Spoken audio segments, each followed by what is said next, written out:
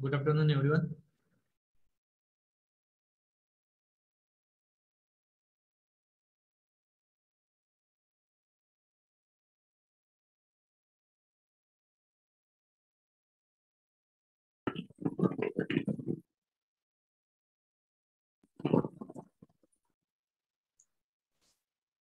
माझा आवाज येते सगळ्यांना आणि स्क्रीन दिसते का? Yes sir. ओके, ठीक आहे. सो आपण स्टार्ट करूया.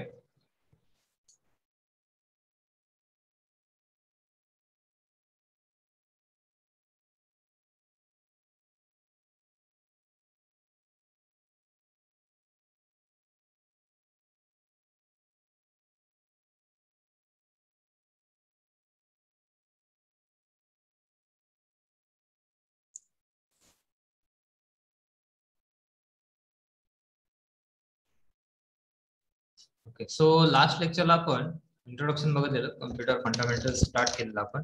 ठीक आहे. आपल्या सब्जेक्टचं सिलेबस काय काय आहे, सिलेबस कॉपी मी तुम्हाला सेंड केलेली,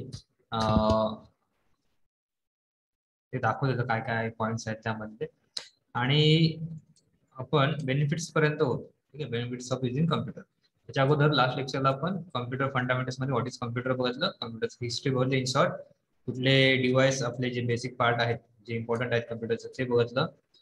त्यानंतर कम्प्युटर्स कुठल्या टाइप्स मध्ये डिवाइड झालेला आहे, म्हणजे ऍज पर द साईज आणि त्याचं क्रायटेरियानुसार कुठल्या कुठल्या पार्ट मध्ये डिवाइड झालेला आहे त्यामध्ये बघितलं.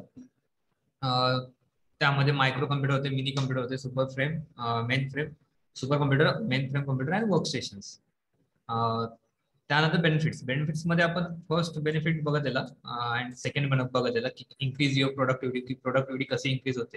कारण की आपण बघितलेलं फॉर एक्झाम्पल की कम्प्युटर हा सगळीकडेच यूज होत चाललेला आहे, सगळीकडेच त्याचा यूज वाढलेला आहे. त्याच्यामुळे जे मॅन्युअल वर्क होतं हा मेन त्याच्यामध्ये चेंजेस झाला, की मॅन्युअल वर्क सगळे जे मॅन्युअली करायचे हँड रिटर्न वर्क होतं ते सगळं कम्प्युटरमध्ये आलं. त्यामुळे डेटा तुम्ही लार्ज अमाऊंट मध्ये स्टोअर करू शकता आणि कधीही डेटा ऍक्सेस करू शकता. त्याच्यामुळे तुमचं प्रोडक्टिव्हिटी ही वाढत चालेल. हा मेन एक सांगितलं फॉर एक्झाम्पल. त्यानंतर कनेक्ट टू द इंटरनेट, इंटरनेटला कनेक्ट केल्यामुळे काय झालंय की पूर्ण जी काय इन्फॉर्मेशन आहे, पूर्ण तुम्हाला जे काय एखाद सपोज नोट्स काढायचे असतील, सोशल मीडिया वापरायचं असेल किंवा कोण तुमचं रिलेटिव्ह असेल, फ्रेंड्स असतील त्यांच्याबरोबर तुम्हाला कनेक्ट व्हायचं असेल पूर्ण वर्ल्ड वाईड, सो तुम्ही इझिली विदिन मिनिट काय करू शकता, ते विदिन सेकंड त्यांच्याजवळ कनेक्ट करू शकता. So connect to the internet is also one of the main benefit in a computer. Okay, so after that third one is storage. Okay, storage, a computer allow you to store large amount of information. For example, you can store your projects, ebooks, documents, movies, pictures, songs and more. तुम्ही computer मध्ये काय खूप जास्त प्रमाणात त्या ठिकाणी store करू शकता डेटा. तुमचं मेमरीज असतील, तुमचं इमेजेस असतील, नोट्स असतील, त्यानंतर डॉक्युमेंट्स असतील काही इम्पॉर्टंट, हा सगळा डेटा हा सिक्युअरली तुम्ही त्या ठिकाणी स्टोअर करू शकता आणि तो त्या ठिकाणी चांगल्या प्रकारे स्टोअर होऊ शकतो जोपर्यंत तुम्ही तो डिलीट करत नाही तोपर्यंत. ठीक आहे. सो एकदा जर तुम्ही डिलीट केला किंवा जर त्या डिव्हाइसचा काही प्रॉब्लेम आला तर तो त्या ठिकाणी तो डिलीट होऊ शकतो, as same as a mobile. ठीक आहे. So storage is also one of the main benefit in computer. Also the next one is also important, that is organized data and information. ठीक आहे. ह्यामध्ये मी तुम्हाला जसं लास्ट टाइम सांगितलं तसंच आहे की कुठला पॉईंट समजलं नाही तर मला विचारा. आणि हो, त्याच्या अगोदर एक विचारायचं राहिलं की तुम्हाला जे मी नोट्स पाठवलेलं ते बघितलं असाल, त्यामध्ये काही प्रॉब्लेम असेल, त्यामध्ये जर वाचताना तुम्हाला काय समजलं असेल किंवा कुठला पॉईंट राहिला असेल किंवा हा रिपीट करायचा असेल कुठला पॉईंट झालेल्यापैकी, ठीक आहे, जी तुम्ही नोट्स बघितलं किंवा तुम्ही काय सर्च केलं असेल, तुम्हाला सांगितलं की तुम्ही त्याबद्दल इन्फॉर्मेशन सर्च करा, बघा काय ते सांगा. आपण ते शेवटला सेशन घेऊया. ठीक आहे. अगोदर हे घेऊया आणि त्यानंतर ते आपण शेवटला ते सेशन घेऊया, त्यामध्ये ते आपण डिस्कशन करूया. तर मी तुम्हाला काय सांगतो, storage, organise data and information. आणखीन एक सांगायचं ते मी एक सूचना आहे ती पण एक शेवटला सांगतो. ठीक आहे. So organise data and information काय, तर ऑर्गनाइज डेटा अँड इन्फॉर्मेशन मध्ये काय, it not only allow you to store data but also enable to organize your data. For example, you can create different folders to store different data and information. Thus can search for information easily and quickly. Means you can store data in computer is also okay, but main thing is how you can access. आपण कसं data store करतो पण तो organise केला नसतो, नीट save केला नसतो किंवा त्याचे फोल्डर केले नसतात स्पेसिफिक. म्हणजे जेव्हा तुम्ही फोल्डर करता, जेव्हा स्पेसिफिक नेमने तुम्ही डेटा सेव्ह करता, तर तुम्हाला तो ऍक्सेस करणं इझी होतं. तो कधी तुम्हाला यूज करायचा असेल तेव्हा तो इझिली तुम्ही तो त्या ठिकाणी बघू शकता डेटा. मग सपोज फॉर एक्झाम्पल तुम्ही आता FY आहे, ठीक आहे, FY ज्या काही नोट्स पाठवल्या तर तुम्ही सेपरेट फोल्डर केला की FYIT, त्याच्यामध्ये परत ऑपरेटिंग सिस्टीम हा सब्जेक्टचा फोल्डर केला आणि त्यामध्ये सगळं जो आपला स्टडी मटेरियल आहे तो ठेवला. ठीक आहे, तो तुमचं जेव्हा तुम्हाला लागेल की ऑपरेटिंग सिस्टीमचा जेव्हा जेव्हा कधी डेटा लागेल त्यावेळी तो इझिली फाइंड करू शकता. पण फॉर एक्झाम्पल हे मोबाईलमध्ये पण होऊ शकतं, मी सांगतो की मोबाईलमध्ये पण होतं हे तुम्हाला माहिती आहे सगळ्यांना, तसंच कम्प्युटरमध्ये पण होतं. तोच जर डेटा ऑर्गनाइज नसेल तर तुम्हाला तो फाइंड करणं, कुठे गेली नोट्स, PDF पाठवलेली कुठे गेली, फाइंड करताना ते काय होतं, अवघड जातं. म्हणजे काय, डेटा ऑर्गनाइज करता येतो, हा एक चांगला बेनिफिट आहे. त्यानंतर आहे improve your abilities. It helps to write good English if you are not good at spelling and grammar. Similarly, if you are not good at math and don't have great memory, you can use the computer to perform calculation and store the results. Okay, it helps to improve your English. How they say आता computer मध्ये एक software आहे ज्यामध्ये काय होतं, तुम्ही type करताय काही, ते काय होतं या ठिकाणी दिसतंय आपल्याला. फॉर एक्झाम्पल इथे मी टाइप केलं from ICS college. Okay, so हे टाइप केलं मी. कम्प्युटर काय करतं, कम्प्युटरला इंग्लिश कळतं, त्याच्यामुळे तो काय करतो त्या ठिकाणी ग्रामॅटिकल मिस्टेक तुमच्या काय करतो त्या ठिकाणी फाइंड करतो. ठीक आहे, इथे फुल स्टॉप दिला, इथे सपोज मी वीच्या नंतर जर सपोज कॉमा दिला, ठीक आहे, तरी ते त्या ठिकाणी काय काय एरर असेल तरी एरर येईल काय, किंवा मेन थिंग इज इथे जर स्पेलिंग मिस्टेक असेल तर. आता हे खेड आहे, हे मराठी वर्ड आहे म्हणून त्या ठिकाणी ते घेत नाही, आपण इग्नोर करू शकतो. बट कॉलेज, त्याला माहिती आहे की कॉलेजची स्पेलिंग आपल्याला काय सजेस्ट करते, ते वेगवेगळ्या त्या ठिकाणी तुम्ही सजेस्ट करू. म्हणजे तुम्हाला जर एखादी स्पेलिंग जरी माहित नसेल, तुम्ही त्या ठिकाणी ते इम्प्रूव्ह करू शकता. एखादं ग्रामॅटिकल आहे ती पण मिस्टेक त्या ठिकाणी हे करू शकता, सॉल्व्ह करू शकता. ठीक आहे, सपोज काही ठिकाणी क्वेश्चन मार्क राहिलेला असतो, जर सपोज क्वेश्चन टाकला, ठीक सपोज मी टाइप करतो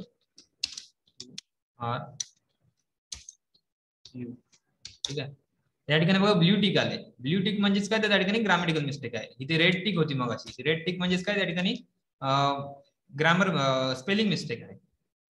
म्हणजे अशा प्रकारचं हे या ठिकाणी काय होतं, कम्प्युटर आपल्याला फाइंड करून देतो, त्याच्यामुळे आपल्याला काय सजेशन देतो, त्यातून आपण काय करू शकतो, ती जी काय टायपिंग मिस्टेक झाली असेल, जे काय त्या ठिकाणी प्रॉब्लेम झाला असेल, तो आपण सॉल्व्ह करू शकतो ड्युरिंग द टायपिंग, जरी इंग्लिश येत नसेल तरीही. या ठिकाणी यूच्या नंतर काय पाहिजे, फुल स्टॉप नाही पाहिजे. आपण कुठले क्वेश्चन विचारल्यानंतर काय करतो, या ठिकाणी आपण टाइप करतो त्या ठिकाणी क्वेश्चन मार्क. बरोबर आहे.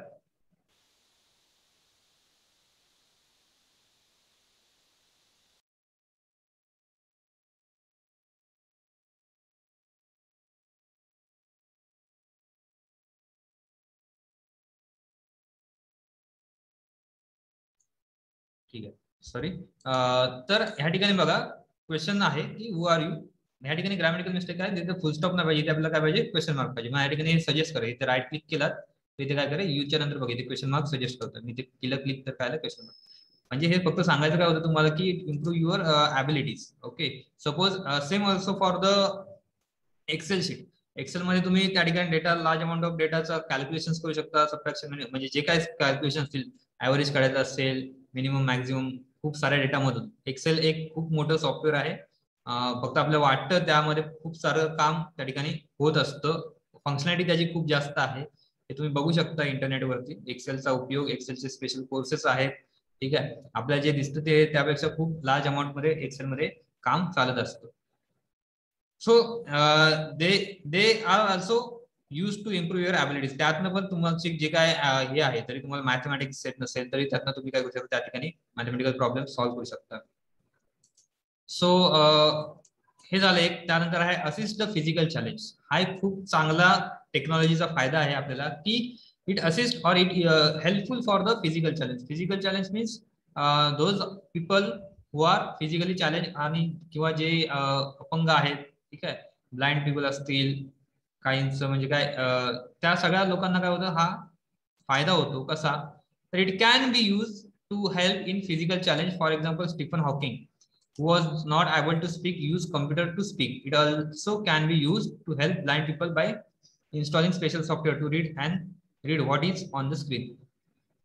फिजिकल चॅलेंज पीपलला हे काय आलं त्याचा फायदा आला. या ठिकाणी त्यांनी स्टीफन हॉकिंगचा एक्झाम्पल दिलंय आणि दुसरं एक एक्झाम्पल दिलं ब्लाइंड पीपलसाठी. ब्लाइंड पीपलसाठी असे स्पेशल सॉफ्टवेअर असू शकतात ज्यामधून तुम्ही काय करू शकता, त्यांना त्या ठिकाणी रीड करता येऊ शकतं, राईट करता येऊ शकतं. हा तसा फायदा होऊ शकतो.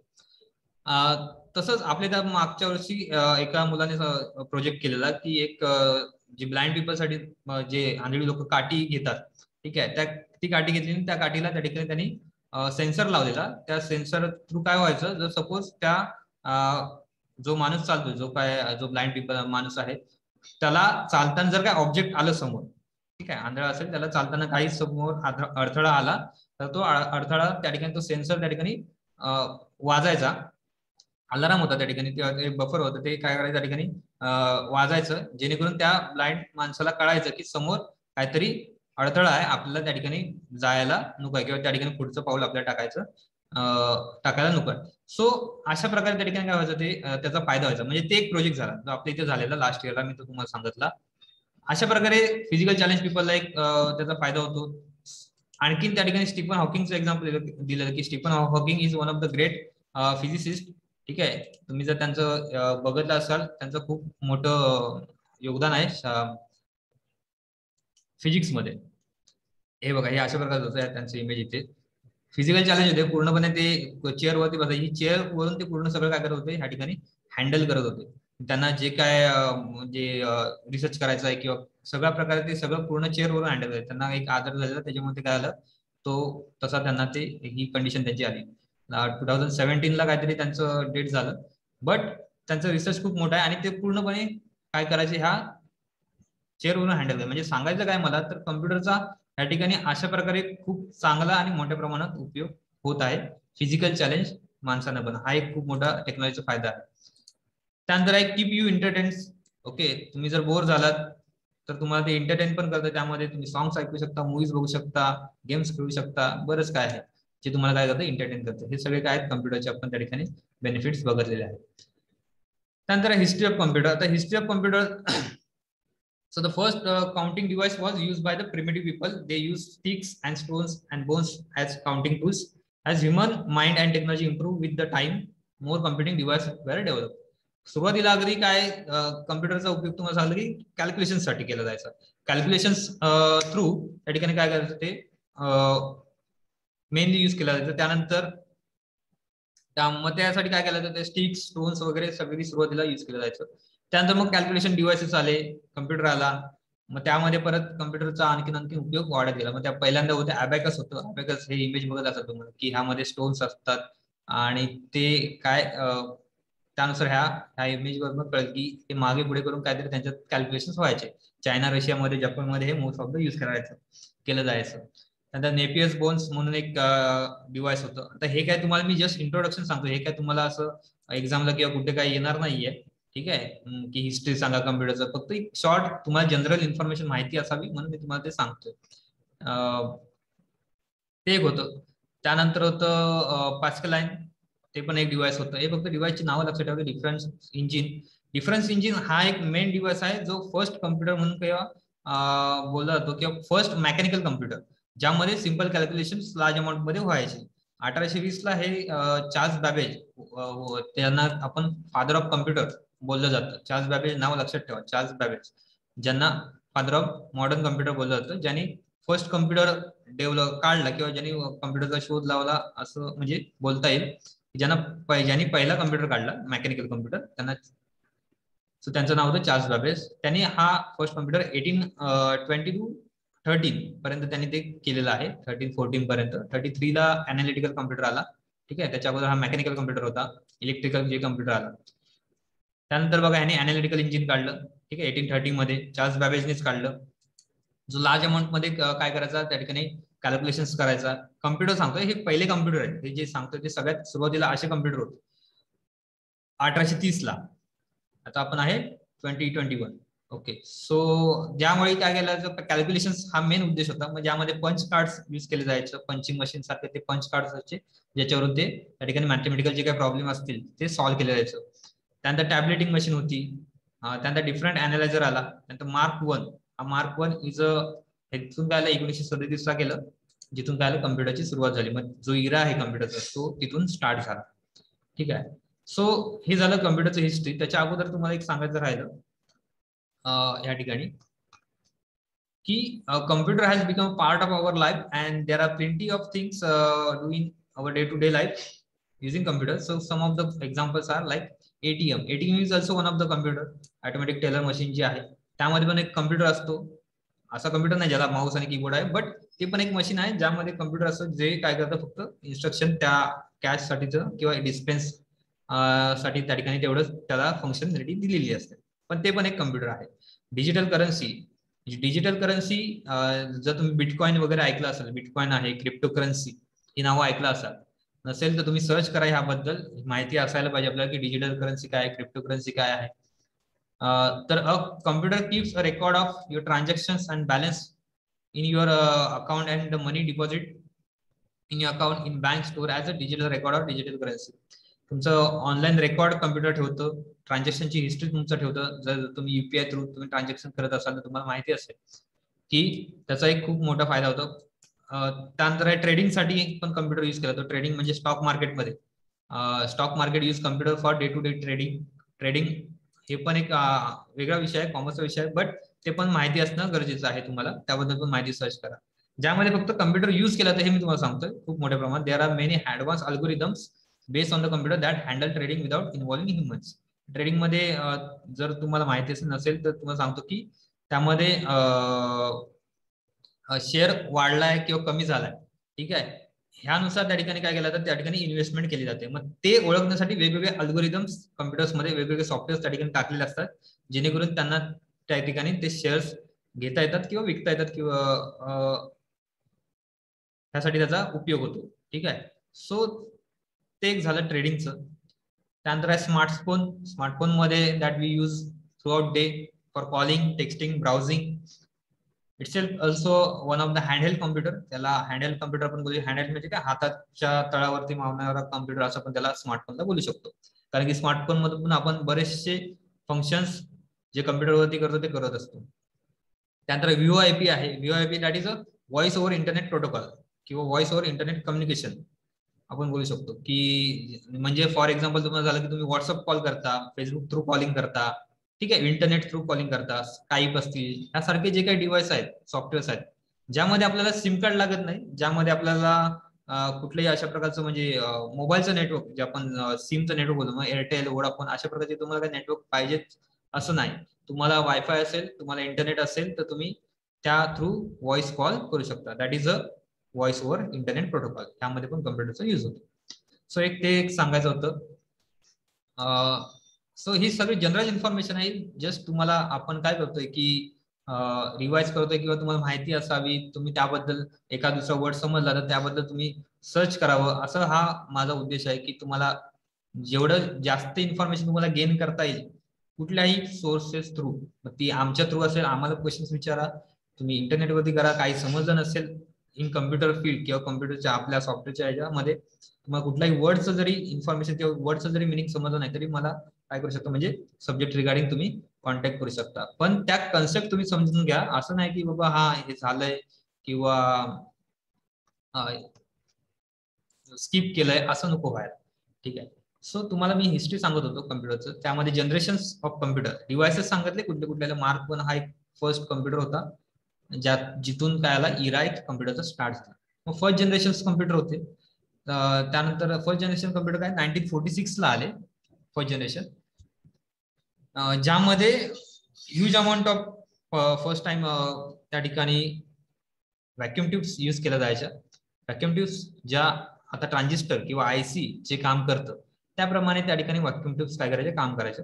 बट त्याचा ड्रॉबॅक असा होता की त्या खूप ह्यूज अमाऊंट मध्ये यूज केल्या जायचं आणि त्या खूप जास्त पॉवर त्या ठिकाणी कन्झ्युम करायच्या. एक्सपेन्सिव्ह होतच आणि त्यांचं साईज ही खूप जास्त होती. म्हणजे एक कम्प्युटर चालवायला हजारो व्हॅक्युम ट्यूब्स लागायच्या आणि त्या व्हॅक्युम ट्यूब्स कनेक्ट केल्यानंतर एक कम्प्युटर चालवतो, ज्यांची ते स्पेस पण घ्यायचं, जवळजवळ एक रूम एवढं स्पेस घ्यायचं, एक क्लासरूम एवढं त्या ठिकाणी ते स्पेस घ्यायचं.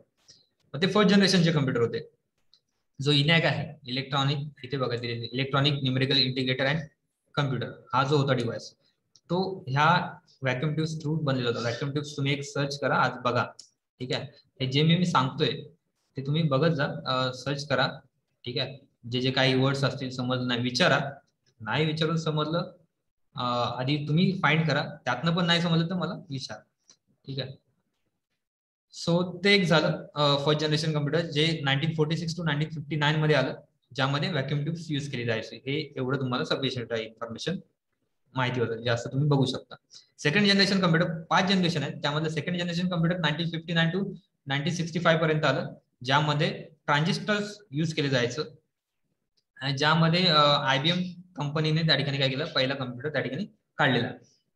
सो हे होते सेकंड जनरेशन, ज्यामध्ये प्रोग्रामिंग लँग्वेज पण इंट्रोड्यूस झालेल्या, की कॉबॉल किंवा फॉर्टन सारख्या ज्या लँग्वेजेस आहेत त्या पण त्या ठिकाणी यूज केल्या जायच्या. नंतर थर्ड जनरेशन कम्प्युटर. हे जनरेशन म्हणजे काय, तर जनरेशन म्हणजे एक डिकेड किंवा एक स्पेसिफिक टाइम, 20-30 वर्षाचा टाइम आहे, ज्यामध्ये कम्प्युटरची जी डेव्हलपमेंट झाली. ठीक आहे, की आता इंटरनेटचं जनरेशन आहे किंवा इंटरनेटचं इरा आहे, की ज्यामध्ये खूप जास्त प्रमाणात इंटरनेटचा वापर चाललेला आहे. So it is a internet generation आपण बोलू, किंवा हे इंटरनेटचा इरा आहे. तसे हे त्यावेळीचे जनरेशन होते, त्यावेळी कसे कम्प्युटर्स यूज केले जायचे. मग त्यावेळी पहिल्यांदा व्हॅक्युम ट्यूब्स होत्या, त्यानंतर ट्रान्झिस्टर्स आले. थर्ड जनरेशन मध्ये चेंज, मेनली चेंज काय, त्यानंतर थर्ड जनरेशन मध्ये IC आले. तर व्हॅक्युम ट्यूब नंतर ट्रान्झिस्टर हे खूप स्मॉल अमाऊंट मध्ये होते, म्हणजे साईजनी लहान होते. त्यानंतर IC आले. IC तुम्ही नाव ऐकलं असेल, इंटिग्रेटेड सर्किट्स. तेही ट्रान्झिस्टर पेक्षा खूप लहान होते, म्हणजे साईजनी. मग त्याच्यामुळे काय आलं, हे जे बदल झाले त्याच्यामुळे काय आलं, कम्प्युटरची ही जी साईज होती ती कमी कमी कमी कमी होत आली. आणि आता आपण हातात घेण्या एवढे कम्प्युटर काय आले, साईजनी कमी झाले. हे कशामुळे झालं, मेनली त्यांचे जे काही सर्किट्स होते ते काय आले, स्मॉल होत गेले, त्याच्यामुळे झालं. So that is a one generation. That is third one generation. Third one generation मध्ये काय आलं, की त्यामध्ये इंटिग्रेटेड सर्किट जे IC आहेत त्यांचा वापर वाढला किंवा त्यांचा वापर केला गेला instead of transistor. First generation मध्ये काय केलं गेलं, व्हॅक्युम ट्यूब यूज केला गेला. सेकंड जनरेशन मध्ये काय यूज केलं, त्या ठिकाणी ट्रान्झिस्टर यूज केले. आणि थर्ड जनरेशन मध्ये काय यूज केलं, त्या ठिकाणी इंटिग्रेटेड सर्किट यूज केलं. ठीक आहे, त्यानंतर फोर्थ जनरेशन मध्ये काय केलं, तर large amount of integrated circuits, ठीक आहे, त्या ठिकाणी यूज केले गेले. फिफ्थ जनरेशन मध्ये काय केलं, त्या ठिकाणी प्रोग्रामिंग लँग्वेजेस आल्या आणि आर्टिफिशियल इंटेलिजन्स, ज्याला आपण रोबोटिक्स वगैरे बोलतो. ठीक आहे, 1980 पासूनचा हा पुढचा जो काही काळ आहे आतापर्यंत, त्यामध्ये फिफ्थ जनरेशन कम्प्युटर्स आलेले आहेत. ठीक आहे, एक जनरल इन्फॉर्मेशन असावी म्हणून तुम्हाला देतोय मी. ज्या फिफ्थ जनरेशन मध्ये पुन्हा एकदा त्या ठिकाणी कम्प्युटर लँग्वेजेस वगैरे त्या ठिकाणी जास्त प्रमाणात इंट्रोड्यूस झाल्या, सॉफ्टवेअरचं प्रमाण वाढलं, इंटरनेटचं प्रमाण वाढलं. That is a fifth generation computer. त्यानंतर आहे कम्प्युटर कंपोनंट्स. हा एक मेन पॉईंट आहे कम्प्युटर कंपोनंट्स, की ज्यामध्ये मी सांगितलं तुम्हाला प्रोसेसिंग कशी चालते कम्प्युटरची लास्ट लेक्चरला, की इनपुट घेतं, त्यानंतर प्रोसेसिंग होते, त्यानंतर आउटपुट होतं. हे बेसिक त्या ठिकाणी वर्किंग ऑफ द कम्प्युटर आहे, की कसं होतं, की पहिल्यांदा इनपुट घेतं, नंतर प्रोसेस होतं, आणि प्रोसेस झाल्यानंतर आउटपुट तुम्हाला जे काय असेल ते भेटतं. सो त्यामध्ये 3 कम्प्युटर आहेत इनपुट ह्या प्रोसेसिंगनुसार, की इनपुट डिव्हाइस ज्याला आपण बोलतो, त्यानंतर आहेत आउटपुट डिव्हाइस, आणि जे प्रोसेसिंग होते त्याला बोलतो आपण CPU.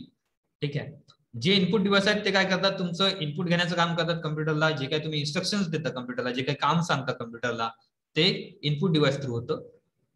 ज्या डिव्हाइस थ्रू तुम्हाला रिझल्ट भेटतो, किंवा ज्या डिव्हाइस थ्रू तुम्हाला ते जे काही काम तुम्ही जे काही इन्स्ट्रक्शन सांगताय ते त्या ठिकाणी काम झालेलं तुम्हाला दिसतं, ते आउटपुट डिव्हाइस थ्रू येतं. आणि ज्या डिव्हाइस मध्ये सगळी प्रोसेसिंग होते त्याला काय बोलतात, CPU बोलतात. That is a processing unit किंवा प्रोसेसिंग डिव्हाइस असंही बोललं जातं. मग इनपुट युनिट मध्ये किंवा इनपुट डिव्हाइस, फॉर एक्झाम्पल तुम्हाला सांगतो, की सपोज मला प्रिंट काढायचे किंवा प्रिंट द्यायचे, तर मी काय करेन, त्या ठिकाणी कम्प्युटरला जाईन, कीबोर्ड थ्रू, माऊस थ्रू असं क्लिक करेन, ह्या ठिकाणी असं कंट्रोल P करेन. ठीक आहे, इथे बघा, इथे प्रिंटरचं चिन्ह आहे, स्क्रीनवरती दिसत असेल तुम्हाला, इथे कर्सर जिथे देण्यात येईल, तर इथे प्रिंट केलं, तर प्रिंट केल्यानंतर इथे काय, इथे जर मी प्रिंटला क्लिक केलं तर मला काय प्रिंट येईल. मी इथे क्लिक केलं म्हणजे काय केलं, मी माऊस थ्रू क्लिक केलं म्हणजे काय केलं, कम्प्युटरला मी काम सांगितलं. कम्प्युटरला काय काम सांगितलं, की तुम्ही ही जी काही डॉक्युमेंट आहे ती काय करा, प्रिंट करा. ठीक आहे, त्याचे किती पेजेस असतील तेवढे ते काय करा, त्या ठिकाणी प्रिंट करा. 31 आहे. मग ते इथे प्रिंटला मी क्लिक केलं तर काय होईल, त्या ठिकाणी प्रिंट येईल. मग इनपुट कुठून दिलं मी, माऊस थ्रू. हे कर्सर जो हलवतोय तिथे, त्या थ्रू काय आला, इनपुट दिलं. म्हणजे कर्सर थ्रू काय केलं मी, किंवा माऊस थ्रू काय केलं, त्या ठिकाणी इन्स्ट्रक्शन दिलं. मग माऊस काय आला, इनपुट डिव्हाइस झाला. कीबोर्ड थ्रू इथे या ठिकाणी मी जर कंट्रोल P दाबलं तर आलं, कीबोर्ड काय आलं, त्या ठिकाणी इनपुट डिव्हाइस झालं. म्हणजे काय सांगतो मी, कम्प्युटरला इन्स्ट्रक्शन देतो, कम्प्युटरला काम सांगतो. आणि मला प्रिंटर मधून काय भेटेल त्या ठिकाणी प्रिंट भेटेल, म्हणजे काय प्रिंटर काय आउटपुट डिव्हाइस, बरोबर आहे. म्हणजेच काय, इन्स्ट्रक्शन दिल्यानंतर जी प्रोसेसिंग झाली ती कुठे आली, सीपीयू ला झाली. सीपीयू ने काय केलं त्या ठिकाणी प्रिंटरला सांगितलं की काय कर, त्या ठिकाणी प्रिंट जे आलेले आहे, जे डॉक्युमेंट आले त्याची काय कर, प्रिंट कर. आणि प्रिंटर थ्रू काय आली आपल्याला त्या ठिकाणी हार्ड कॉपी जे पेज आहे प्रिंटरचं ते भेटलं. ठीक आहे, सिंपल आहे. तर ह्यामध्ये हे वेगवेगळे डिव्हाइसेस असतात. मग इनपुट डिव्हाइस मध्ये वेगवेगळे डिव्हाइसेस आहेत, आउटपुट डिव्हाइस मध्ये वेगवेगळे डिव्हाइसेस आहेत, आणि सीपीयू जे प्रोसेसिंग युनिट आहे त्यामध्ये सीपीयू असतं. सीपीयू मध्ये परत 3 पार्ट आहेत. त्यामध्ये मेमरी युनिट आहे, कंट्रोल युनिट आहे, आणि एएलयू आहे, that is arithmetic and logical unit. तर इथे जे पहिलं आहे ते आहे कम्प्युटरचं कंपोनंट्स. कम्प्युटर कंपोनंट्स आपण बघितलं की इनपुट डिव्हाइस कोणते आहेत.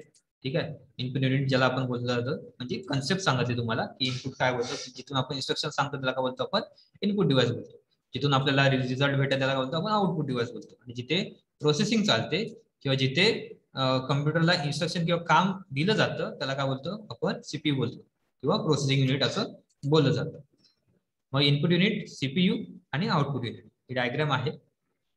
मग सीपीयू म्हणजे काय, तर सीपीयूचे काय काम आहे की सीपीयू आहेच consider as the brain of the computer. सीपीयूला काय बोललं जातं, कम्प्युटरचा मेंदू असं बोललं जातं. आपलं पण मेंदू थ्रू सगळं काय होतं त्या ठिकाणी इन्स्ट्रक्शन जात असतात, बरोबर आहे. मग तसंच कम्प्युटरचा मेंदू कोण आहे तर सीपीयू आहे.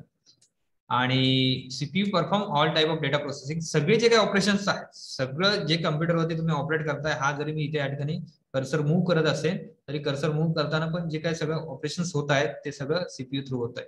या ठिकाणी टॅब होतोय, every processing is going through that CPU. ह्या सीपीयू थ्रू सगळं काय होतं त्या ठिकाणी प्रोसेसिंग होतंय. म्हणूनच काय बोललं जातं त्याला ब्रेन ऑफ द कम्प्युटर असं बोललं जातं. ठीक आहे. सो तर सीपीयू काय करतात, सगळ्या प्रकारचे ऑपरेशन्स जे कम्प्युटर थ्रू होतात, ऑपरेशन्स म्हणजे सगळ्या ज्या काही इन्स्ट्रक्शन्स आहेत, सगळे जे काही प्रोसेसिंग आहे कम्प्युटरवरती आपण करतोय, एव्हरी टास्क, सो त्याला काय बोललं जातं तर ते सगळं सीपीयू थ्रू होतं. It store data, intermediate results and instructions. Okay, हे काय करतं तुमचं डेटा स्टोअर करतं, रिझल्ट स्टोअर करतं, किंवा इन्स्ट्रक्शन जे आहेत त्या ठिकाणी ते काय करतं देत असतं. Also it control the operations of all parts of the computer. कम्प्युटरचे जेवढे पार्ट तुम्ही कनेक्ट केले, मग त्यामध्ये प्रिंटर असेल, स्कॅनर असेल, कीबोर्ड असेल, माऊस असेल, स्पीकर असेल, माईक असेल, कॅमेरा असेल, गेमिंगचे डिव्हाइसेस असतील, सगळे जे काही तुम्ही कनेक्ट करतात कम्प्युटरला, तर सगळे पार्ट्स कंट्रोल करायचं काम ह्या सीपीयू थ्रू होत असतं. ठीक आहे. मग सीपीयू मध्ये किती युनिट आहेत, तर सीपीयू मध्ये परत एकदा 3 युनिट आहेत, मी सांगितलं त्याप्रमाणे की त्यामध्ये कुठले कुठले आहेत, मेमरी युनिट आहे, कंट्रोल युनिट आहे, आणि अरिथमेटिक अँड लॉजिकल युनिट आहे. कोणते युनिट आहेत, मेमरी, कंट्रोल युनिट आणि अरिथमेटिक लॉजिकल युनिट. हे 3 युनिट तुम्ही बघा, आज वाचा. ठीक आहे. तर मी आतापर्यंत काय काय सांगितलं, तर आतापर्यंत तुम्हाला मी जस्ट इंट्रोडक्शन वर होतो आपण, की बेनिफिट सांगितले. बेनिफिट नंतर तुम्हाला डिव्हाइसेस सांगितले, फक्त एक नाव तुम्हाला एक ओव्हरव्ह्यू दिला की कुठले कुठले डिव्हाइस पहिल्यांदा कॅल्क्युलेशन साठी युज केलं जायचं. मग चार्ल्स बॅबेजचं सांगितलं की whom known as the father of the computer and who invented the first computer also. त्यानंतर आहे जनरेशन ऑफ द कम्प्युटर सांगितले की फर्स्ट जनरेशनला व्हॅक्यूम ट्यूब युज केला, तर सेकंड जनरेशनला ट्रान्झिस्टर युज केला जायचं, त्यांचं इयर सांगितलं. थर्ड जनरेशनला आयसी युज केलं जायचं, इंटिग्रेटेड सर्किट. फोर्थ जनरेशन मध्ये VLS आहे, that is a large amount of integrated circuit use केले गेले. इंटिग्रेटेड सर्किटच होते, फक्त लार्ज अमाउंट मध्ये केले जायचे. चिप्स, ज्यामध्ये आपण बोलतो चिप, ही इन्व्हेंट झाली 4th जनरेशन मध्ये. त्यानंतर आहे 5th जनरेशन मध्ये रोबोटिक्स किंवा AI सारखे त्या ठिकाणी टेक्नॉलॉजी ह्या आलेल्या आहेत. मायक्रो प्रोसेसर हे 5th जनरेशन मध्ये पण त्या ठिकाणी काय आले, इन्व्हेंट झालेले आहेत. So that is era, that is generation of the computer, ज्यामध्ये प्रोग्रामिंग लँग्वेज पण ह्या 5th जनरेशन मध्ये मोस्ट ऑफ द आल्या. इंटरनेटचा इरा ह्यामध्ये स्टार्ट झाला. सो 5th जनरेशन हा जो आहे आता चालू आहे तो 5th जनरेशन चालू आहे कम्प्युटरचा. त्यानंतर आहे कम्प्युटरचे कंपोनंट्स. फक्त कम्प्युटर मध्ये काय, फक्त की कुठले कुठले कंपोनंट्स की इनपुट डिव्हाइस असतं, त्यानंतर आउटपुट डिव्हाइस असतं, आणि सीपीयू असतं. हे 3 मेन कंपोनंट तुम्हाला सांगितले. मग इनपुट डिव्हाइस मध्ये कुठले डिव्हाइसेस येतात हे आपण नेक्स्ट लेक्चरला बघणार आहोत. सीपीयू मध्ये काय काय चालतं, सीपीयू मध्ये मेमरी युनिटचं काम काय, स्टोरेज युनिटचं काम काय, सॉरी मेमरी आणि स्टोरेज एकच, मेमरी युनिटचं काम काय, त्यानंतर आहे लॉजिकल, अरिथमेटिक लॉजिकल युनिट जे आहे त्याचं काम काय, आणि कंट्रोल युनिटचं काम काय, हे आपण बघणार आहोत.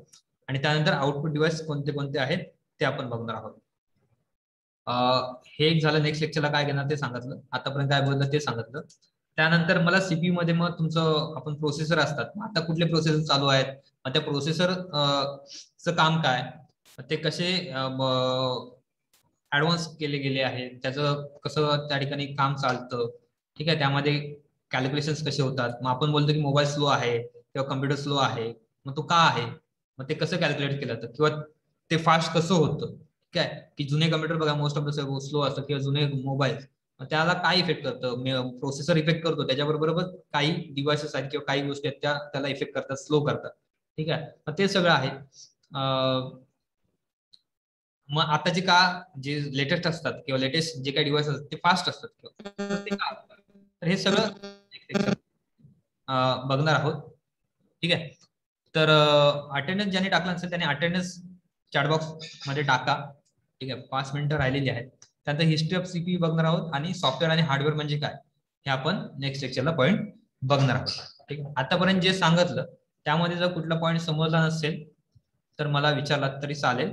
लास्ट लेक्चरला जे मी नोट्स पाठवल्या त्यामध्ये जर कुठला पॉईंट रीड करताना समजला नसेल तर तुम्ही विचारलात तरी चालेल. ही मी जी आहे कम्प्युटर फंडामेंटल हीच मी आतापर्यंत एक्सप्लेन करतोय. त्यातल्या आपण 12 नंबरच्या पेज 13 नंबरच्या पेज वर पर्यंत आपण आलेलो आहोत, ठीक आहे. जर काही क्वेश्चन असेल तर विचारलात तरी चालेल, नसेल तर नाही बोललात तर चालेल, ठीक आहे. समजलंय का? आणि असं नाही की मी आणखीन एक्सप्लेन करू शकतो, आपण पुन्हा एकदा परत मीटिंग जॉईन करू शकतो जर कुठल्या पॉईंट आणखी एक्सप्लेन करायचा असेल तर, ठीक आहे. जर नसेल तर नाही बोला तरी चालेल, असं हो समज असेल तर हो बोला तरी चालेल, प्लीज बोला, हे मेन आहे. क्वेश्चन असेल तर काही काही क्वेश्चन स्मॉल काही बारीक असेल क्वेश्चन तरी विचारला तरी चालेल. Hello,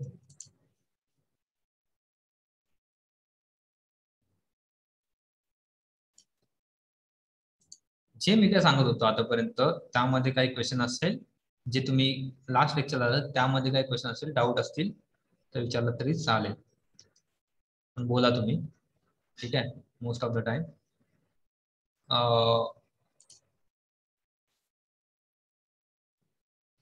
कम्प्युटरचे use समजलेत?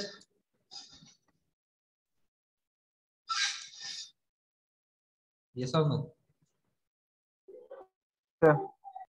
ओके. त्यानंतर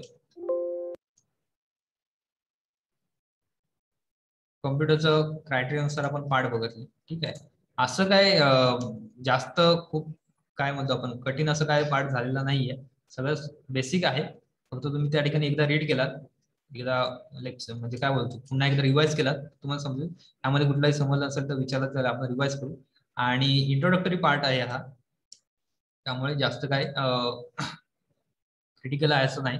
मेन आपण जे आहे ते आता नेक्स्ट लेक्चर पासून म्हणजे थोडं चांगलं आणखी काय बोलतो आपण जो इंटरेस्टिंग पार्ट असेल तो चालू, ठीक आहे.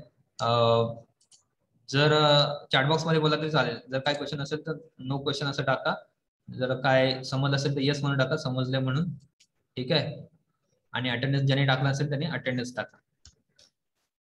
आणि नोटबुकचा एक क्वेश्चन होता लास्ट एका विचारलेलं की नोटबुक जी आहे ती तुम्ही टाकू शकता, ठीक आहे. मी जे काय आता लेक्चर देतो त्यामध्ये दॅट इज युअर, मी काय असं कंपल्शन करत नाही की नोटबुक टाकायलाच पाहिजे, तुम्ही नोटबुक टाकू शकता. मी लेक्चर घेताना तुम्हाला जे काय नोट डाऊन करायचं तुम्ही करू शकता, बट असाइनमेंटसाठी कंपल्सरी तुम्हाला नोटबुक टाकायला लागेल. मी असाइनमेंट देईन, क्वेश्चन्स देईन, त्या तुम्हाला सॉल्व्ह करण्यासाठी कंपल्सरी नोटबुक टाकायला लागेल. सब्जेक्टसाठी जी नोटबुक आहे मी बोलेन की टाका, ठीक आहे, बट मी काही त्या ठिकाणी त्या नोटबुक मध्ये वर्क सांगणार नाहीये की क्लास ची नोटबुक जी आहे यामध्ये हे करा ते करा होमवर्क वगैरे. म्हणजे असाइनमेंट मध्ये जे काय आहे ते क्वेश्चन्स मी तुम्हाला देणार, बट जर तुम्हाला त्या ठिकाणी नोट सेल्फ साठी तुम्हाला टाकायचं किंवा मी जे काही नोट्स काढण्यासाठी तुम्हाला टाकायचे तर तुम्ही निश्चितप्रमाणे त्या ठिकाणी ती नोटबुक टाका असं बोलेल मी, बट नो कंपल्शन. ओके.